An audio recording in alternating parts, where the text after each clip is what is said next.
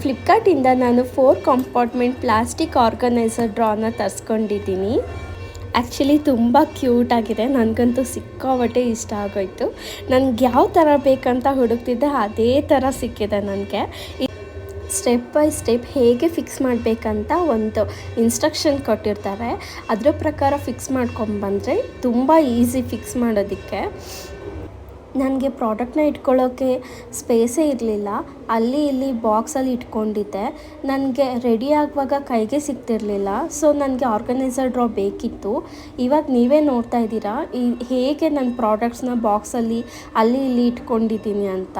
ನನಗೆ ಮಾತ್ರ ತುಂಬ ಯೂಸ್ಫುಲ್. ಹೇಗೆ ಸೆಟ್ ಮಾಡ್ಕೊಂಡಿದ್ದೀನಿ ಅಂತ ನೋಡಿ. ಇವಾಗ ಡೈಲಿ ಕ್ವಿಕ್ಕಾಗಿ ರೆಡಿ ಆಗ್ಬೋದು. ಈ ಥರ ಪ್ರಾಡಕ್ಟ್ ನಿಮಗೂ ಬೇಕಂದರೆ ಲಿಂಕ್ ಅಂತ ಕಮೆಂಟ್ ಮಾಡಿ, ನಾನು ಲಿಂಕ್ ಶೇರ್ ಮಾಡ್ತೀನಿ. Thank you.